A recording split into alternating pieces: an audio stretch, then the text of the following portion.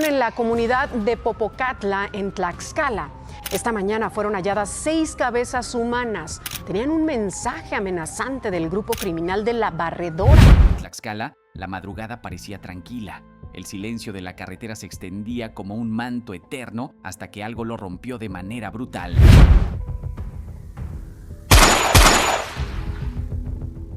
6 cabezas humanas fueron halladas en San Gabriel, acompañadas de una manta manchada de sangre y un símbolo desconocido. No era un crimen cualquiera, era un mensaje, una advertencia que buscaba paralizar no solo a un pueblo, sino a todo un país. Porque lo que sucedió aquella madrugada no fue improvisado, fue planeado, coreografiado y diseñado para ser visto. La pregunta es, ¿qué intentaban decirnos? A las 2:29 de la madrugada, la carretera que cruza San Gabriel-Popocatla parecía una línea de tiza tirada sobre la oscuridad. La humedad del suelo devolvía un brillo opaco a los faros, y solo el canto mecánico de los grillos marcaba el tiempo. Entonces aparecieron 3 camionetas negras, blindadas, sin placas, avanzando con una seguridad insolente. No corrían, iban despacio, como si quisieran ser vistas, como si su sola presencia fuera ya parte del mensaje. Detrás de los parabrisas polarizados no se distinguían rostros, solo siluetas compactas, disciplinadas, sincronizadas. Un campesino que no lograba conciliar el sueño, porque el insomnio en el campo no es romanticismo, es preocupación por la siguiente cosecha, se había detenido a la orilla del camino para revisar la malla que protegía su parcela.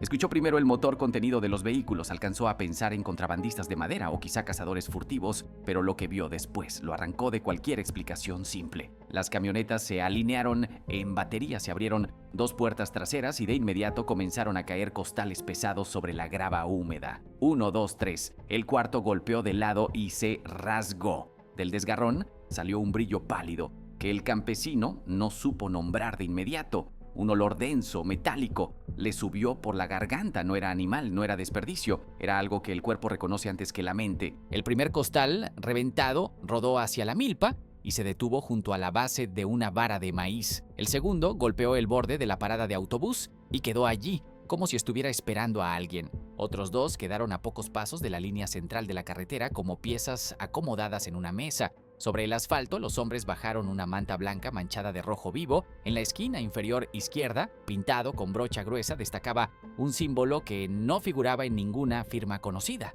Un círculo abierto con 3 líneas cortadas, como un esquema geométrico que a simple vista carece de sentido, pero que alguien en algún lugar sabría interpretar. El campesino retrocedió 2 pasos arrastrando las botas en la orilla de tierra, levantó el teléfono, quiso marcar al 911, pero el dedo no le respondió. El silencio fue reemplazado por una sensación extraña. Estaban siendo observados, no él a las camionetas, sino las camionetas a él, como si esos vidrios negros fueran ojos. En un gesto tan frío como calculado, una de las puertas se cerró sola y sin prisa el convoy volvió a avanzar hasta perderse en la curva. No dejaron casquillos, no dejaron gritos, dejaron la escena. Fue entonces cuando el campesino pudo moverse. Se acercó al costal abierto con la temeridad de quien necesita descartar lo que teme. El desgarrón dejaba ver cabello oscuro pegado por la humedad, piel que no debía estar expuesta a la intemperie y un contorno inconfundible. No eran paquetes, eran cabezas. El hombre tragó en seco, dejó caer el teléfono, se inclinó sin entender por qué, como si un gesto de respeto tuviera sentido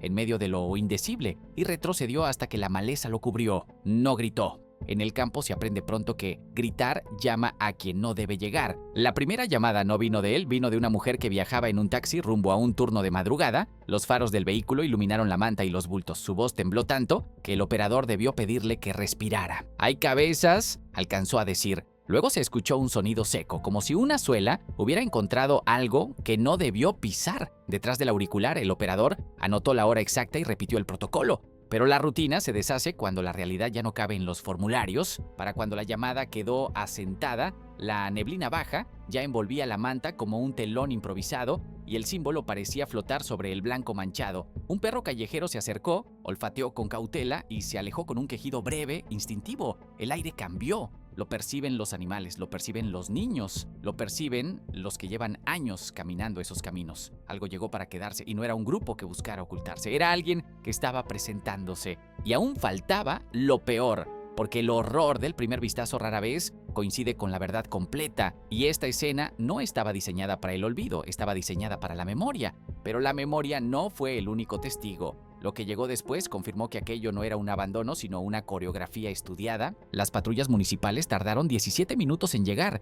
No es mucho ni poco cuando se mide en tiempo humano, es eterno cuando se mide en tiempo de miedo. Los agentes descendieron con las linternas ya encendidas, porque en la oscuridad uno aprende a no confiar en los ojos. La primera luz barrió la manta y se detuvo en el símbolo. La segunda iluminó los costales, siguió el brillo opaco de la grava húmeda y se clavó en lo indecible. Un policía desvió la mirada, el otro respiró hondo y falló. El aire salió a golpes de su estómago, nadie los culpa. El cuerpo reacciona antes que el uniforme. En el protocolo se lee que hay que asegurar el perímetro, aislar evidencia, solicitar apoyo. Pero el protocolo no dice qué hacer cuando la escena te mira de vuelta, porque eso parecía ocurrir. Ojos fijos que no verían nada más, bocas inmóviles que no dirían nada más. Y sin embargo, un mensaje que decía demasiado. Uno de los agentes intentó hacer un conteo mecánico para recuperar la calma. Su voz tembló en los primeros números, recuperó firmeza en el cuarto y se rompió al llegar al sexto. 6. Lo dijo como si nombrar la cifra pudiera contenerla. La unidad pidió refuerzos, ejército, guardia nacional, fiscalía. Posible escena de alto impacto, le apuntó el radio. El operador del otro lado guardó silencio durante 2 segundos, 2 segundos que delatan sorpresa, y respondió con una instrucción simple: aseguren y esperen. Esperar a veces es todo lo que se puede hacer cuando el suelo se convierte en una sala de exhibición. Entonces ocurrió el destello. En lo alto del cerro, una luz breve, como el reflejo de un lente que capta sin ser captado. No fue casual, nadie en el campo apunta vidrios a la noche por diversión.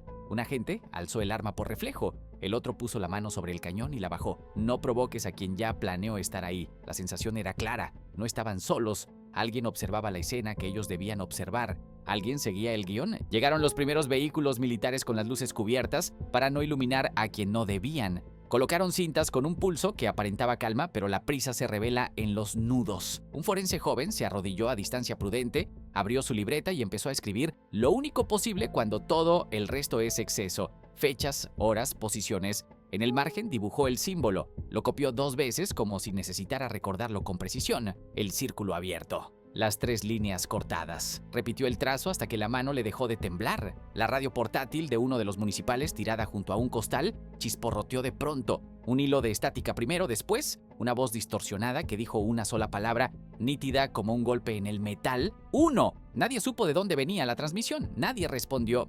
Como en los viejos ritos, el silencio es también participación. Un perito marcó la hora exacta de la interferencia, otro anotó que entre los costales y la manta faltaba espacio. O más bien, sobraba. El dato quedó en suspenso. Como una frase que se completaría más tarde, a pocos metros un niño que pasaba por la orilla del camino, descalzo, con el machete de su abuelo colgando del hombro, se detuvo sin querer. La madre lo encontró poco después pálido, incapaz de hilar una oración. Fue ella quien hizo la segunda llamada. Mi hijo ya vio algo, no entiende lo que vio. La operadora la contuvo con voz firme. Nadie debe acercarse, nadie debe filmar. Y sin embargo ya había un video. Luces lejanas, sombras descargando costales, el convoy que no corre, desfila. El mando del primer anillo decidió ampliar el perímetro a 500 metros. No por morbo, por control. El miedo es un ácido que corroe evidencia. Llegó un helicóptero. El sonido de las hélices quebró la quietud y de inmediato cerraron las cortinas de las casas cercanas. Una mujer cruzó la calle con paso rápido cubriéndole los ojos a su hijo. No vayas a mirar. Mirar era ceder. Mirar era volver a ver por semanas cada detalle multiplicado. Con la luz del amanecer el escenario se volvió más nítido, pero no más comprensible. El símbolo en la manta se veía más áspero, como si la brocha hubiera sido cargada a propósito para reventar los bordes. La tinta o la pintura se había comido parte de la textura del tejido. Eso significa tiempo, intención, ensayo. No fue pintado a las prisas, fue preparado. Y ese hallazgo, más que el resto, molestó a los investigadores. Porque lo espontáneo puede explicarse, lo ensayado aspira a repetirse. El comandante local hizo algo poco común. Pidió el audio del 911 antes de que lo remitieran a la central. Lo escuchó en la patrulla, los vidrios cerrados, el cuaderno sobre el volante. Puso pausa en el punto del sonido hueco, repitió 3 veces, luego miró el símbolo en la manta, miró el vacío entre los costales y anotó 2 palabras: no termina. Para entonces, nadie se atrevía a llamarlo caso, ¿no? Los casos empiezan y terminan. Aquello era otra cosa, una irrupción. La noticia aún no llegaba a los noticieros y ya estaba reconfigurando rutas, cerrando puertas, bajando cortinas en los comercios que abren con la primera luz. A lo lejos volvieron a aparecer 2 destellos. El perímetro no respondió. Aprendieron rápido. Hay mensajes que se contienen no con disparos, sino con reserva. En el parte oficial se escribiría luego que la escena fue asegurada y que se dio aviso a autoridades estatales y federales. Lo que no cabe en el parte es el peso de ese minuto en el que todos comprendieron que la carretera había dejado de ser carretera, se había convertido en escenario. Y los que montan escenarios no improvisan, se presentan. Y cuando alguien se presenta así, no basta con custodiar lo evidente, hay que leer lo que no está. Por eso, al amanecer, una instrucción llegó a un escritorio en la capital: escuchar el audio, ver las imágenes y asumir que aquello no era un cierre, sino un comienzo. El amanecer en Ciudad de México apenas comenzaba cuando Omar García recibió la notificación. El parte era breve, casi escueto: 6 cabezas humanas encontradas en Tlaxcala, acompañadas de manta con símbolo desconocido. Sin embargo, bastaron esas líneas para que ordenara tener acceso inmediato a todo: fotografías, coordenadas y sobre todo el audio original de la primera llamada al 911. En su oficina, la grabación sonó 2 veces. Primero la voz rota de la mujer, luego ese ruido extraño, seco, como si alguien hubiera aplastado algo con una bota. No se detuvo en la desesperación de la llamada, se concentró en el silencio que venía después. Lo conocía bien, era el mismo silencio que suele acompañar las acciones de grupos que no improvisan. Cuando terminó de escuchar, no levantó la voz, solo pronunció una frase: esto no es un crimen, es un mensaje. De inmediato, pidió a su equipo de inteligencia federal un cruce de datos. Lo primero que llegó fue claro: las víctimas no eran civiles al azar, eran parte de una célula rival vinculada al robo de gas LP en la franja Tlaxcala-Puebla. Una actividad lucrativa que desde hace años había convertido caminos rurales en arterias de contrabando. Pero la brutalidad de la escena dejaba claro que no se trataba de un simple ajuste de cuentas. Era un golpe teatral cargado de símbolos, un recordatorio de que los territorios no se disputan solo con armas, sino también con miedo. Harfuch sabía que cada detalle contaba. El símbolo pintado en la manta no coincidía con registros previos en bases criminales. No era un logotipo de cártel ni un sello improvisado. Era algo más, una nueva marca de poder. Y si algo tienen en común los símbolos es que no se usan una vez, se repiten. Por eso lo que vio no le pareció un final, sino el inicio de algo mayor. Pidió que se blindara la zona con presencia federal inmediata. Para él, cada minuto que pasara sin respuesta era una concesión al terror, porque sabía que cuando el crimen decide mostrarse en público, el verdadero objetivo no es solo eliminar rivales, sino poner a prueba la reacción del Estado. Cuando los peritos comenzaron a revisar los costales y la manta con más calma, algo llamó la atención: el acomodo no cerraba. La distribución de manchas de sangre en el suelo, el espacio libre junto al costal abierto y la forma en que estaba extendida la tela blanca sugerían que no todo estaba ahí. Había un hueco, un vacío difícil de ignorar. Alguien formuló la pregunta en voz baja: ¿dónde está la séptima? Esa idea, la de una cabeza faltante, pesó más que las 6 presentes, porque lo visible ya era atroz, pero lo ausente generaba incertidumbre, y la incertidumbre es siempre un arma más poderosa que la violencia explícita. ¿Quién era la víctima que no dejaron? ¿Por qué se la llevaron? ¿Era un enemigo distinto, alguien con un peso particular o un mensaje reservado para otro momento? La revisión de cada uno de los restos añadió capas de inquietud. Una de las cabezas mostraba los labios cosidos con hilo negro, como si alguien hubiera querido sellar la boca incluso después de la muerte. Otra tenía un número pintado en el pecho, un 1, marcado en tinta roja, imposible de pasar por alto. Y lo más perturbador fue lo que encontraron en la boca de una de las víctimas: un pedazo de servilleta blanca, empapada en saliva y sangre, con un nombre escrito a manos: Chaparro E.B. Nadie en el lugar entendió de inmediato el significado. ¿Era el apodo de alguien, un destinatario, una firma interna? Para los investigadores, ese pequeño papel fue la primera pista de que el crimen no era genérico, sino selectivo. Las cabezas no eran anónimas, estaban dirigidas, eran mensajes individuales, camuflados dentro de un espectáculo colectivo. Conforme la madrugada avanzaba, el hallazgo dejó de ser solo un acto de violencia, se convirtió en un rompecabezas donde cada ausencia contaba tanto como las presencias: el costal vacío, la servilleta con un nombre, los labios cosidos. 3 piezas que abrían más preguntas de las que resolvían.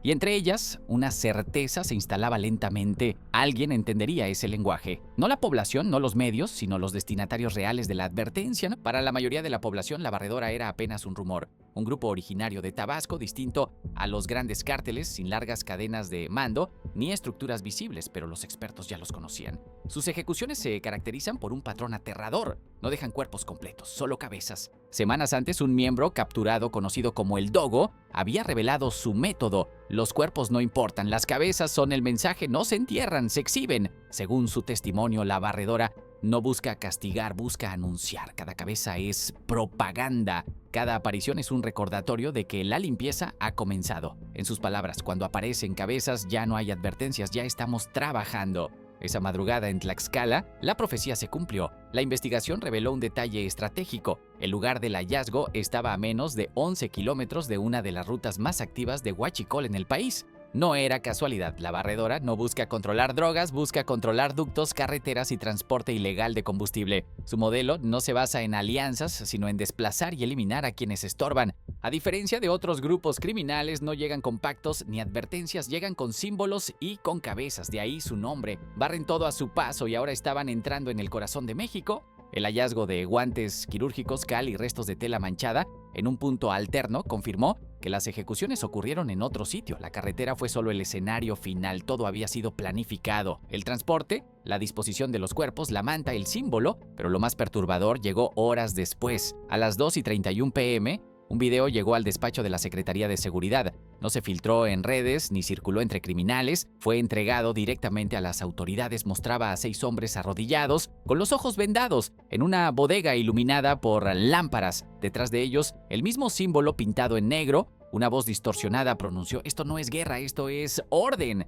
Y la grabación se cortó. Cuando Harfuch lo vio, lo definió en una frase: "Esto es terrorismo simbólico". Con esa declaración ordenó intervención federal inmediata. Las consecuencias fueron inmediatas. Transportistas cancelaron rutas. 5 caravanas de pipas decidieron no salir. Las calles quedaron vacías, las ventanas cerradas. En las escuelas, las madres suplicaban a los periodistas que no grabaran los helicópteros. "No quiero que mis hijos crean que esto es normal", dijo una mujer con lágrimas en los ojos. La grabación de un testigo mostrando las camionetas arrojando costales comenzó a circular en grupos cerrados de WhatsApp. Aún no era viral, pero estaba a punto de serlo. La tensión se multiplicaba. El verdadero triunfo de los criminales no fue exhibir violencia, fue imponer silencio. En San Gabriel, Popocatla, nadie hablaba del tema en voz alta. El miedo se convirtió en ley y ese silencio colectivo fue la señal de que el mensaje había cumplido su propósito. Conclusión: lo ocurrido en Tlaxcala no fue un crimen aislado, fue una puesta en escena, un ritual macabro diseñado para anunciar la llegada de un nuevo jugador en el tablero criminal del centro de México. La barredora no entra con pactos ni alianzas, entra con símbolos, con cabezas y con silencio. Hoy el país se enfrenta a una amenaza distinta. No es solo la violencia física, es la guerra psicológica. Un círculo abierto, 3 líneas cortadas, 6 cabezas y una séptima que aún no aparece. ¿Quién ocupará ese lugar vacío? ¿Para quién está reservado ese costal que nadie se atrevió a tocar? Porque en México, cuando falta una cabeza no es un error, es un mensaje pendiente. Y lo más aterrador de todo es que, según los expertos, esto apenas fue el inicio.